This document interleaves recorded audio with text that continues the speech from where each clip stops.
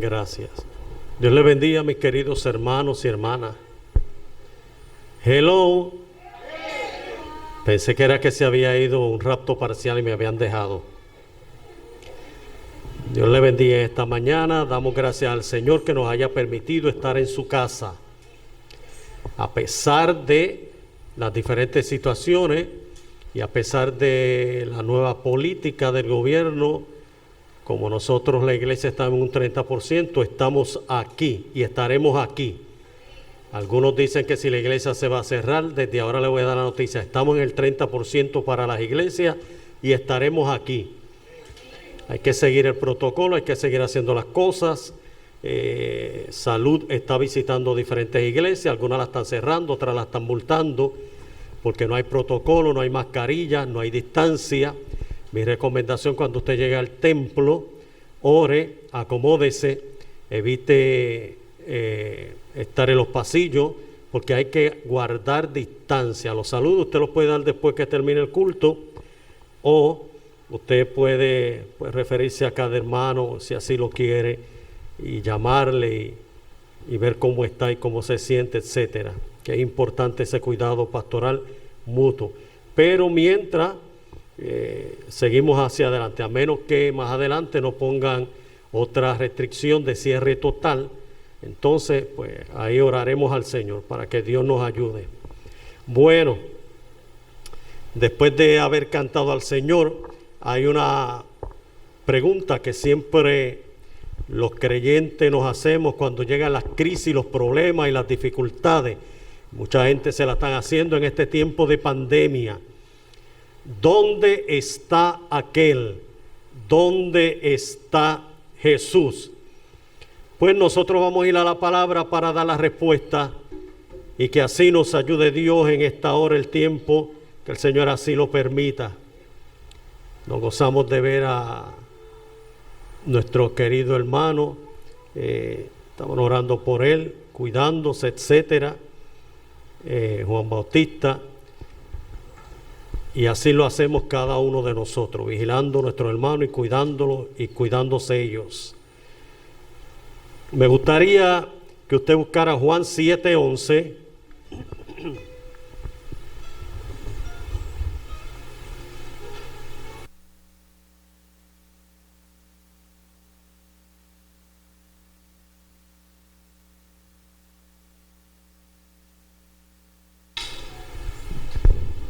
Cuando usted tenga la palabra, puede estar en pie en reverencia a la palabra y damos lectura a la palabra.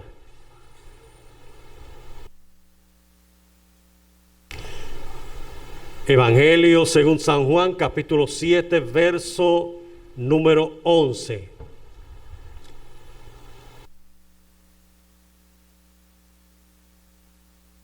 Lee así la palabra en el nombre del Padre, del Hijo y la comunión del Espíritu Santo. Amén. Y le buscaban los judíos en la fiesta y decían: ¿dónde está aquel?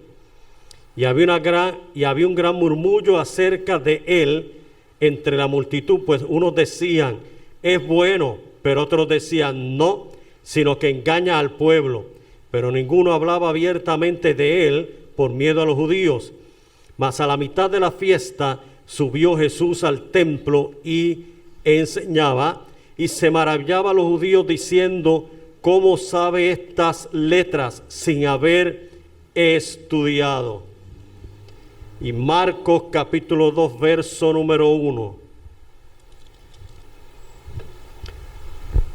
Está la contestación a la pregunta: ¿dónde está aquel?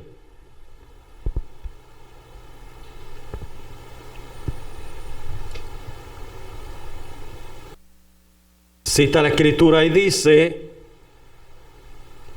entró Jesús otra vez en Capernaum después de algunos días y se oyó que estaba en casa. Inmediatamente se juntaron muchos, de manera que ya no cabían ni aún a la puerta, y les predicaba la palabra. Alex me lleve en oración.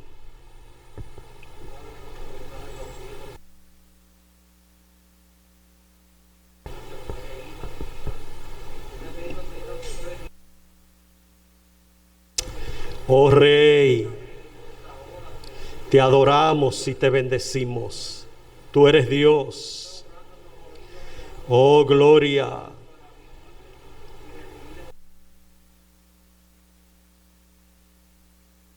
Amén. Usted puede mantenerse ahí y adorar al Señor. Aleluya. Juan 7:11. ¿Dónde está aquel? Y Marcos 2:1. Jesús está en casa. Son las porciones de la Escritura que he utilizado para predicarles sobre el tema, la importancia de la presencia de Jesús en esta hora.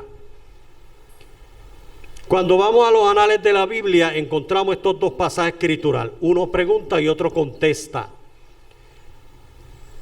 Cuando en Jerusalén se estaba llevando a cabo la fiesta de los tabernáculos, una de las fiestas que los judíos celebran, la Escritura dice que Jesús retrasó su llegada a la fiesta. Bueno, a la fiesta concurrían muchas clases de personas. Era asistida por muchedumbres de diferentes lugares que venían a la fiesta a compartir y a celebrar. Así que el Señor se detuvo, retrasó la llegada a la fiesta de los tabernáculos por dos razones. Número uno, porque mucha de esa gente que visitaba la fiesta de los tabernáculos o estaba en la fiesta en Jerusalén, querían hacerle rey, porque se había esparcido el rumor de que el Mesías había llegado y el Mesías lo ataban a las profecías que se había dado acerca de él, que iba a establecer su trono, pero malinterpretaron, así que estaban esperando un rey político que pusiese su silla y gobernase y le quitase el yugo del imperio romano. La segunda razón era porque, además de que había gente que quería hacerlo rey, estaban también la ambición de sus hermanos carnales. Busque el verso 3 en ese mismo capítulo para que usted lo encuentre.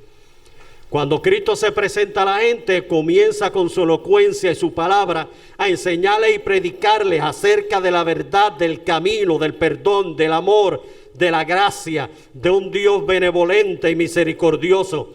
Tanto es así que la gente decía: nunca ha hablado un hombre como este. ¿Qué clase de hombre es este? Habla como quien tiene autoridad. El dedo de Dios está con él. En la fiesta de los tabernáculos, Jesús era la figura principal que estaba en aquel lugar, en medio de aquella manifestación. Era el centro de atracción. Pero todavía Jesús sigue siendo el centro de atracción hoy en día y sigue siendo la figura principal, no solamente de nuestras vidas, sino en el mundo entero. El Evangelio se centra en la figura de Jesús. El plan de Dios es que la humanidad que había caído y que había creado reciba salvación a través de su Hijo amado Jesucristo. Él es el centro de toda la Biblia. Era también en Jerusalén donde mencionaban su nombre. Bueno, usaban el pronombre de aquel para designarle. Este pronombre aquel en el griego original significa o dice aquel fulano, para designarle. Muchos de nosotros necesitamos un nombre y unos apellidos para que la gente no nos confunda con otras personas y diferenciarnos entre nosotros. Pero Jesús puede ser conocido por los nombres que la Biblia presenta: Redentor, Salvador, Señor, Perdonador, etcétera, Maestro. Hoy, como siempre, la gente pregunta acerca de Jesús con diferentes propósitos y sentidos. Así que a nosotros nos parece que es importante conocerle por su nombre. Aquel, que es la palabra que utilizaron en Juan capítulo 7, verso número 11, que es una palabra despectiva, denigrante, que no se quería saber de él. Pues nosotros usamos el nombre de Jesús porque nos habla del Salvador, Cristo Jesús, el Salvador ungido. La gente buscaba a Cristo por muchas razones cuando se manifestaba desde que empezó su ministerio. Uno lo buscaban por curiosidad. La mayoría en Jerusalén lo hacía por curiosidad. Curiosidad por los milagros que hacía, por la palabra que enseñaba, por el ministerio que tenía, por la fama que se divulgaba.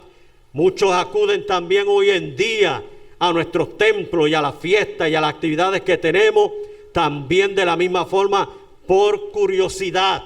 Pero Cristo es más que una curiosidad. Cristo es el Salvador del mundo y el Salvador de nuestras vidas. Él es la esencia de ser de cada uno de nosotros. Sin Él estamos perdidos. Segundo, otros buscaban a Jesús por la duda. Mire, muchos que comenzaron con Cristo lo abandonaron en el camino, porque Cristo se negó a satisfacer sus necesidades egoístas y materialistas, como aquel joven rico. ¿Qué tengo que hacer para heredar la vida eterna? Y después que Cristo le puso todo, la Escritura dice que se fue dejándole, porque amaba más las riquezas que la salvación. La gente dudaba de él. Muchos dudaban de él porque enseñaba acerca del reino, pero no lo acababa de establecer, porque como lo dije anteriormente, esperaban un Mesías político que los librara del yugo de los romanos. Otros seguían a Cristo por desprecio y por odio.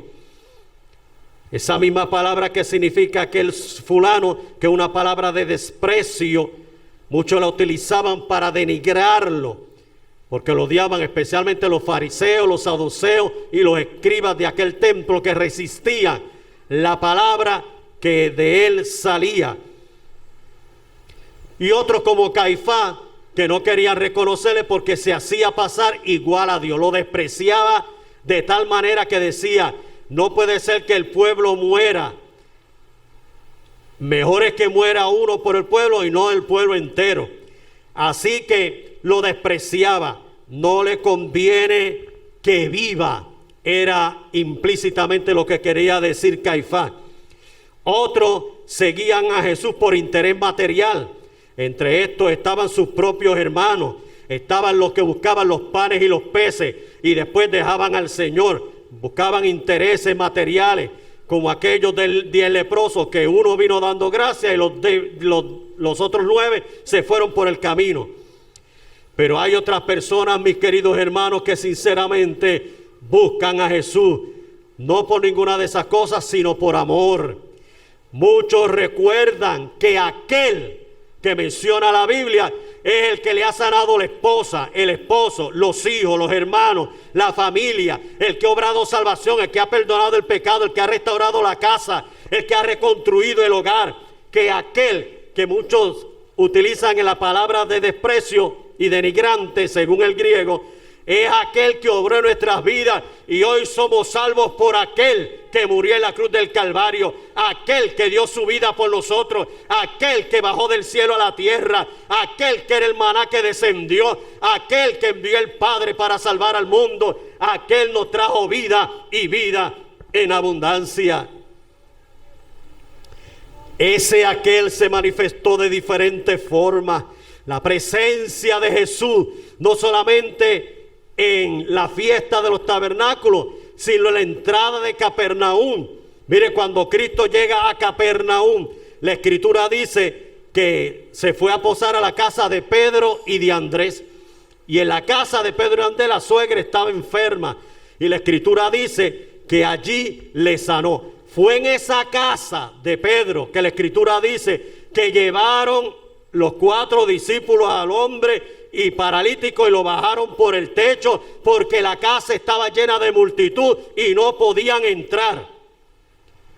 Porque cuando principia el capítulo dice Jesús está en casa, esa casa se refiere al hospedaje de la casa de Pedro y de su hermano. Óigame, qué cosa tremenda. Un Pedro que no era conocido, una familia que no era conocida, ahora es conocida porque la presencia de Jesús se hizo real en aquel lugar, porque la presencia de Jesús obró milagros, porque la presencia de Jesús sanó a la suegra de Pedro, su fama se difundió y más gente seguían llegando a la casa de Pedro. Tanto es así que la gente se admiraba de que un lugar no conocido ahora era visitado por muchos, y por tanto, óigame, la presencia de Jesús cambia todas las cosas. La presencia de Jesús se hizo real allí para operar el milagro. La presencia de Jesús llegó a las bodas de Caná para manifestar su poder sobrenatural. La presencia de Jesús llegó en el pozo de Jacob para demostrarle a la samaritana que Él tiene el poder para reconstruir y restaurar la vida, aunque esté más hundida y perdida. La presencia de Jesús llegó para perdonar el pecado de la mujer adúltera que le tiraron a los pies, presentando así que Dios es un Dios de oportunidades, que Dios es un Dios que perdona, que Dios es un Dios que tiene misericordia y no actúa como los hombres. La presencia de Jesús llegó a Betania para brindarle a aquella familia destruida, porque Lázaro había muerto. Marta y María, los que estaban allí, las lloronas y el pueblo que se conglomeraba, Jesús llegó allí, su presencia manifestó consolación y esperanza. Óigame, la presencia de Jesús llegó a diferentes lugares. Fue la presencia de Jesús la que marcó la vida en Jericó, cuando el ciego Bartimeo iba por el camino, y dice la Escritura que Jesús iba por el camino y el ciego Bartimeo, que estaba en el camino allí, dijo: Hijo de David, ten misericordia de mí. Y el Señor operó el milagro, mostrando así que Él es un Dios que oye, que da vista, y que la gente puede confesarle y adorarle. ¿Cuántos lugares podríamos hablar de la presencia de Jesús?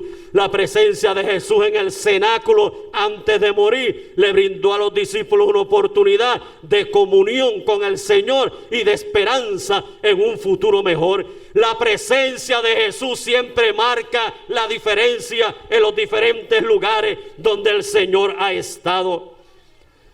Fue cuando en Hechos capítulo 18, verso número 10, nos presenta la Escritura que el Señor le da 3 grandes afirmaciones al apóstol Pablo, y una de las afirmaciones era: yo estoy contigo.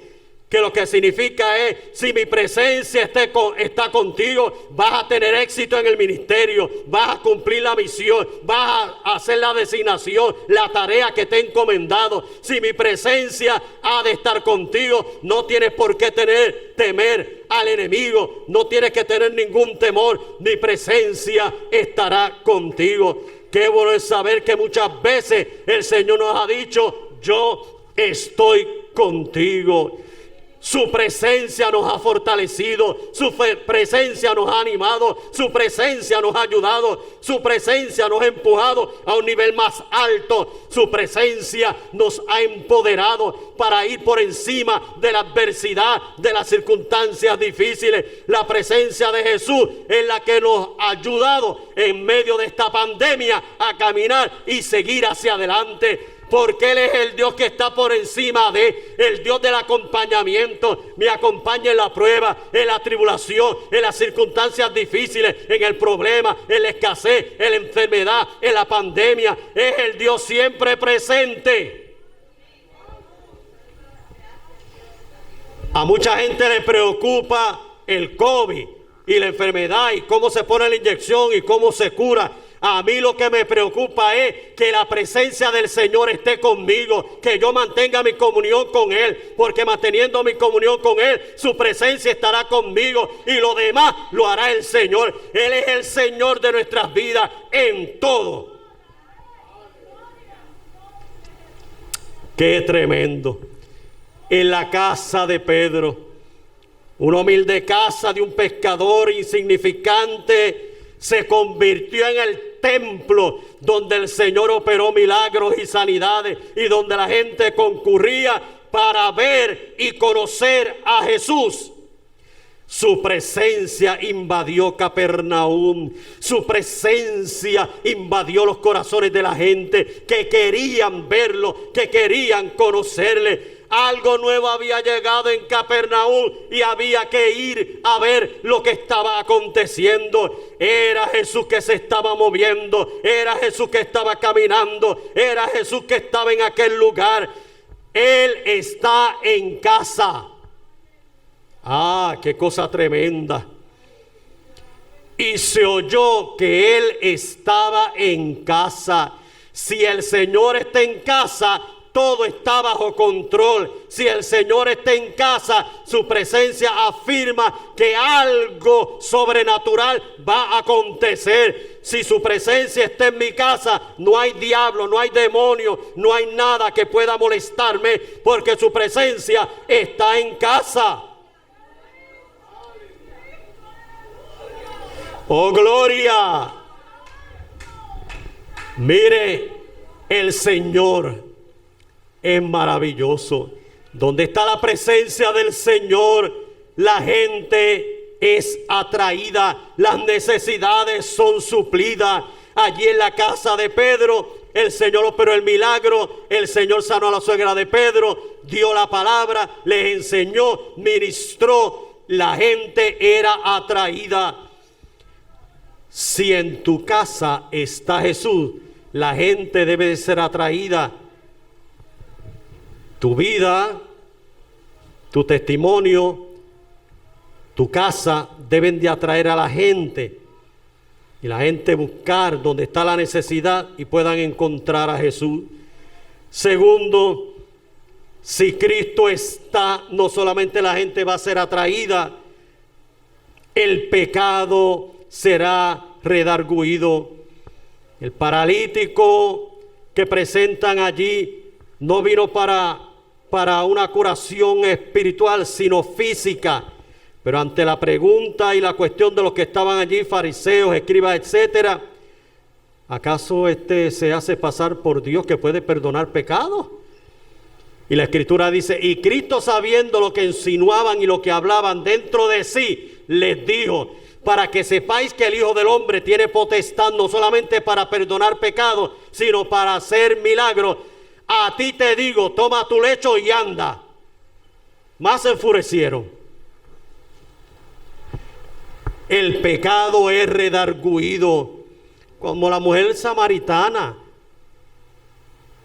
que ante la necesidad abre su corazón y el Señor le revela y recibe el perdón. 5 maridos has tenido y al que ahora tiene no es el tuyo. 5 matrimonios han fracasado y el que ahora estás empezando va cuesta abajo. El pecado es redargüido. Me parece que eres profeta, porque ningún hombre puede hablar así. Lo que quiso decir es, nadie tiene la potestad de revelar lo que está oculto y lo que ha pasado. Solamente uno que sea profeta, que pueda ver el pasado, el presente y el futuro. ¡Qué cosa tremenda! Fue la primer misionera que hubo proclamando la palabra del Señor. Donde la presencia de Cristo está, el pecado también es perdonado. Tiene el poder para perdonar los pecados porque es el Hijo de Dios y nuestro Redentor y nuestro Salvador. Dio prueba de su divinidad, muere en la cruz del Calvario, resucitó, está sentado a la diestra de Dios Padre y vendrá con poder y gran gloria. Donde la presencia del Señor está, la fe es honrada y recompensada. Muchas veces en su caminar y haciendo milagros se hacía esta expresión, viendo la fe de ellos. El escritor en los diferentes libros sagrados, Mateo, Marcos, Lucas y Juan, hacen esta expresión, viendo la fe de ellos. Este es un Cristo con visión. Este es un Cristo que sabe dónde está la necesidad. Gente que viene con dificultades, con problemas, necesitados a Él. El Señor puede ver en ellos que están necesitados y puede saber que es el tiempo de operar milagros. La gente viene a Cristo porque quieren conocerle, porque quieren encontrarse con Él. Termino. Donde está Jesús, acontecen cosas portentosas y milagrosas. ¿Dónde está aquel? Pues aquel está en casa. Cuando la gente te pregunta, ¿y dónde está Cristo? Cristo está en mi casa. ¿Dónde puede encontrarse a Cristo? Pues Cristo se puede encontrar en el cielo, porque ha resucitado y está sentado a la diestra de Dios Padre. ¿Dónde Cristo se puede encontrar? En la iglesia universal. Todas las iglesias del mundo donde la gente ha sido lavada por la sangre del Cristo representa la iglesia universal. Y Cristo está en la iglesia universal. En todas partes del mundo Cristo está. Ahora está aquí. Y lo mismo está en Nueva York. Y lo mismo está en España. Y lo mismo está en los pueblos que están dando culto de noche. Porque aquí puede ser de día, pero en otros lugares de noche. Así que Cristo está en todo lugar. ¿Dónde lo vamos a encontrar? En la iglesia local. El Espíritu Santo hace manifiesta la presencia de Cristo en medio de la iglesia. Es el Espíritu Santo el que vivifica. Es el Espíritu Santo el que aviva. Es el Espíritu Santo el que trabaja. Es el Espíritu Santo el que acciona. Es el Espíritu Santo el que santifica. Es el Espíritu Santo el que está trabajando a los creyentes para que adoren y glorifiquen el nombre del Señor. ¿Dónde está Cristo? En mi casa. En mi hogar, con mi familia, con los míos. Un lugar donde yo puedo estudiar la palabra, donde yo puedo orar, donde yo puedo cantar, donde yo puedo glorificar, donde yo puedo estar a solas con Él, en comunión con Él. Cristo está en casa. Él es el huésped invisible. Y donde el Señor está, todo marcha bien. Y por último, donde Cristo está, está en tu vida y en la mía.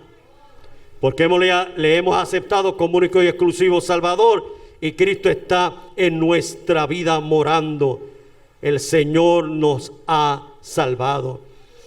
Es importante la presencia de Cristo. Porque sin la presencia de Cristo no hay avivamiento. Sin la presencia de Cristo no hay salvación. No hay perdón de pecado. No hay avivamiento. No acontecen todos los beneficios que el creyente recibe en la cruz del Calvario sin la presencia de Cristo. Pero con la presencia de Cristo todo está bien. ¿Dónde está aquel? ¿Dónde está Jesús? Pues Jesús está en casa. Jesús está con nosotros. Por eso es que la palabra, cuando habló el profeta Isaías en el capítulo 9, lo dijo bien claro, que Él venía, el Mesías venía, iba a nacer de una virgen, se manifestaría para salvación, Emanuel, y llamará su nombre Emanuel, Dios con nosotros. Dios está en casa. Y si estoy en casa, estoy tranquilo. Y si Él está en casa, hay paz. Y si Él está en casa, hay seguridad. Y si Él está en casa, hay esperanza. Y si Él está en casa, hay vida. Si Él está en casa, tengo motivos para adorarle, para bendecirle por lo que Él es y por lo que ha hecho por cada una de nuestras vidas. El Señor bendiga nuestras vidas.